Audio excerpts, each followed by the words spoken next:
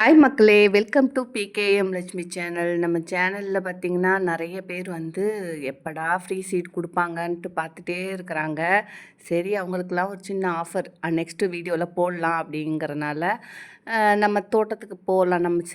நம்மளோட மாடி தோட்டத்துக்கு போலாம். போயிட்டு அங்கே என்னெல்லாம் விதை இருக்குன்னு கலெக்ட் பண்ணலாம். அதுவும் இல்லாம பாப்பாக்கு 10th எக்ஸாம் இல்லையா?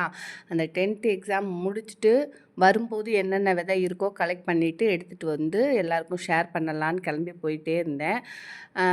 அப்போ அங்கே போய் பார்த்தாக்கா ரொம்ப எல்லா செடியுமே ஃப்ரெஷ்ஷாக இருந்தது. நல்லா ஒரு சூப்பராக காயாமல் இருந்தது. அதுக்கு ஒருத்தவங்கள தான் தண்ணி ஊற்ற சொல்லியிருந்தேன். அவங்க கரெக்டாக ப்ராப்பராக தண்ணி ஊற்றுனதுனால எல்லா செடியும் சூப்பராக இருந்தது. நல்லா எனக்கு வந்து ரொம்ப கஷ்டப்பட்டுட்டே இருந்தேன்.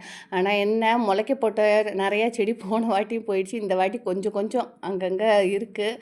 சரி ஆனாலுமே இவ்வளோ தூரம் ஹெல்ப் பண்ணதே பெரிய விஷயம் இல்லையா? நமக்கு வந்து அத நெனச்சு பார்க்கணும். அப்புறம் வந்து எனக்கு என்னன்னாக்கா, இந்த வாட்டி ஃபுல்லுமே ட்ராவல் பண்ணவே ரொம்ப கஷ்டமா இருந்ததுங்க. ஏன்னா, பஸ்லனா போயிட்டு போயிட்டு பஸ்ஸுங்கும்போது உங்களுக்கு ஸ்லீப்பர் இருக்கும். நம்ம படுத்து தூங்குனோம்னாக்கா, கீழ டைம்ல வந்து இறங்கி வந்துரலாம். கால் கொஞ்சம் அங்கிட்டும் இங்கிட்டும் மூவ் ஆகும். இப்போல்லாம் பஸ்ஸில பார்த்தீங்கன்னா, உள்ள வந்து பாத்ரூம் போறதுக்குலாம் வந்து இப்ப அப்படிலாம் வந்துருச்சுனால, பாத்ரூம் போகணுனாலும் இப்போ மாரிலாம் கஷ்டமே கிடையாது.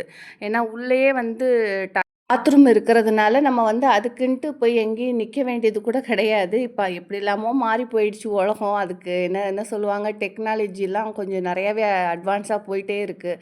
இப்போ பஸ்ஸுலலாம் பார்த்தா முதல்லாம் வந்து ஐயோ எப்படா பஸ்ஸை விட்டு இறங்குறதுன்னு இருக்கும். இப்போல்லாம் அப்படி கிடையாது. அப்படியே கொஞ்சம் ஒரு காசு இருந்ததுன்னா போதும். அதுக்கு தகுந்த ஒரு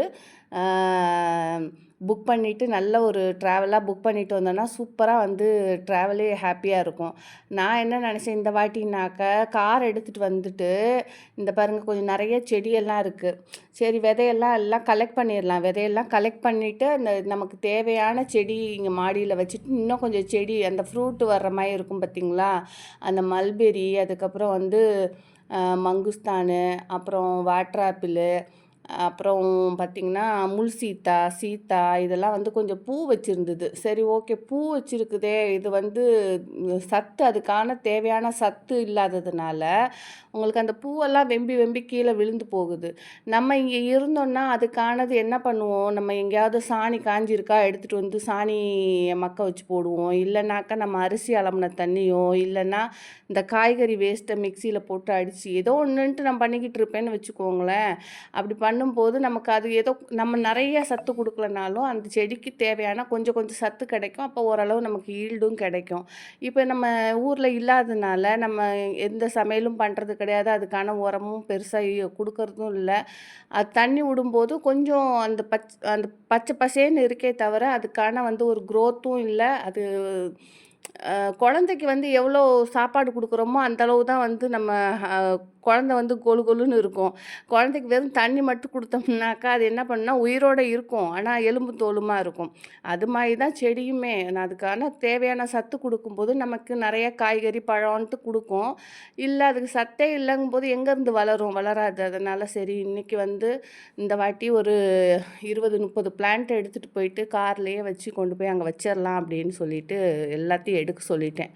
இதில் என்னன்னாக்கா பாதி போன வாட்டியே எடுக்கும்போது சொல்லியிருந்தாங்க நிறைய பேர், "என்ன சிஸ்டர் உங்களோட செடி அதை கொண்டு போய் உங்கள் இடத்துல வைக்க போகிறீங்க.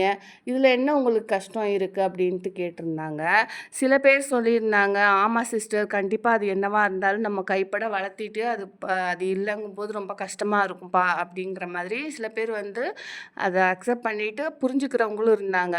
இப்போ நிறைய பேர் அவங்களே கமெண்ட்லேயே பார்த்துருப்பீங்க, "ஆமாம் சிஸ்டர் நான் கூட ஊருக்கு போனேன்னா கூட வீட்டுக்கு வந்ததுமே வந்து செடியை பார்த்துட்டு தான் மற்ற வேலையை ஸ்டார்ட் பண்ணுவேன். ஊரை விட்டு ஊருக்கு போயிட்டு வந்ததுமே கார்லேருந்து இறங்கி வந்து முதல்ல செடியை பார்த்துட்டு தான் வீட்டுக்குள்ளே போகிறேன்" அப்படிங்கிற மாதிரி நம்மளை மாதிரி செடி லவ்வரு புரிஞ்சுக்கிறாங்க.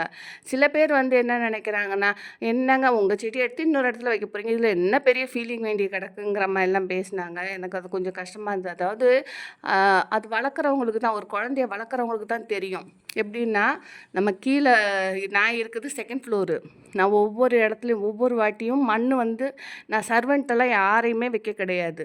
வீட்டு வேலை நான் பார்க்குறேன். கொஞ்சம் ஃப்ரீ டைம் கிடைக்கும் போது நான் என்ன பண்ணுவேன்னா கீழே இருந்து மண் எடுத்துகிட்டு வருவேன்.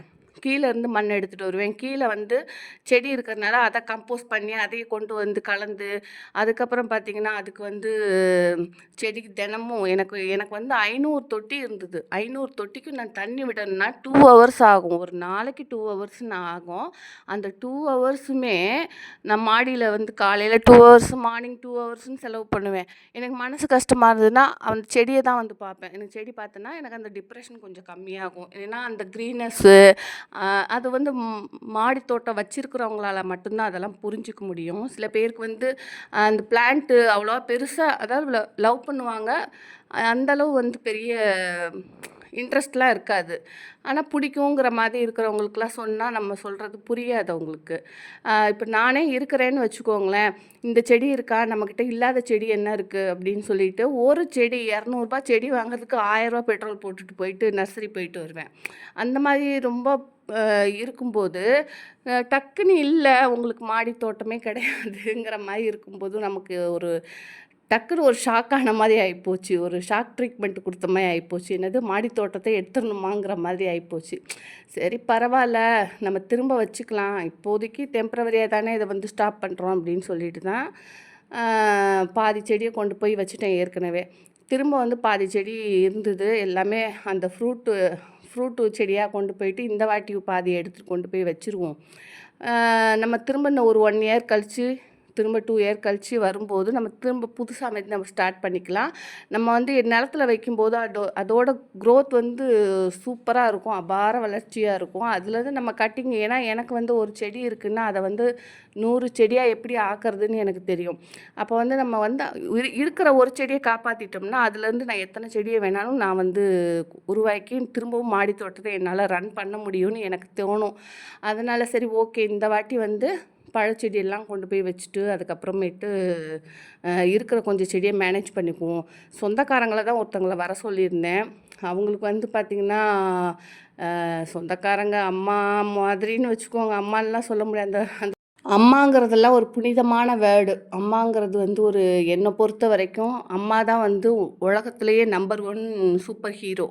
அதெல்லாம் வந்து நமக்கு ஒருத்தங்கள கூப்பிடணும்னாக்கா, அதுக்கான அருகதையும், அதுக்கான தகுதியும் அவங்களுக்கு இருக்கணும். என்னை பொறுத்த வரைக்கும் அம்மான்னு வந்து எல்லாரையும் கூப்பிட்ற முடியாது. அம்மாங்கும்போது நம்ம மைண்டில எல்லாருக்குமே வந்து ஒரு அன்பான நினைவுகளும், ஒரு அழகான ஒரு அப்புறம் வந்து நமக்காக உயிரே குடுக்குற ஒரு தாகி தியாகின்னு சொல்ல முடியாது. உலகத்திலேயே வேர்ல்ட்லேயே முக்கியமான ஒரு நபர். இப்ப என் பொண்ணுக்காகன்னாக்கா நான் எல்லாமே என்ன வேணா குடுப்பேன். என் உயிர் வேணுமா? சொத்து வேணுமா?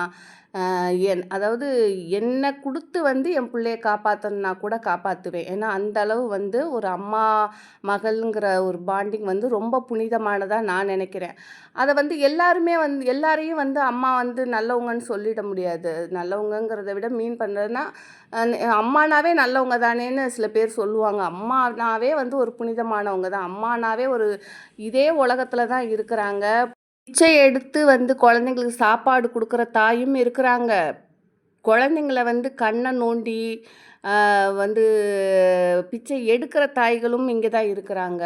அதாவது நம்ம சுகம் தான் முக்கியம். எத்தனை நியூஸ்ல பார்க்குறோம் இல்லைங்களா?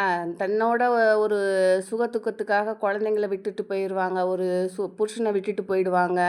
அப்புறம் அவங்க சந்தோஷம் தான் மெயினுன்னு நெனைக்கிற தாய்களும் இங்க தான் இருக்கிறாங்க. அதே மாதிரி வந்து ஒரு தாய்க்கு ஒண்ணுனாக்க, மகளுக்கு ஒண்ணுனாக்க, அப்படி துடிச்சு நம்மளோட வாழ்க்கைய வந்து நம்ம பிள்ளைகளுக்காகவும், நம்ம பேரன் பேத்திக்காகவுமே வாழ்ற தாய்களுமே இங்க தான் இந்த உலகத்துல தான் இருக்கிறாங்க. 2 கேட்டகரியா இருக்கும். உனக்கு வந்து எந்த மாரி தாய் கிடைக்கிறாங்களோ, அது வந்து கடவுள் குடுக்குற வரம். அந்த வரம் கிடைக்கல. அதனால வந்து நம்ம என் கூட இருந்து பார்க்கறதுக்கும், நல்லது கெட்டது சொல்றதுக்கும் எனக்கு தாய் அன்பு கிடைக்கல. அழிஞ்சு உட்கார்ந்தா சந்தோஷப்படுற ஆளுங்களா இருக்காங்க. என்ன செய்வது? பாய்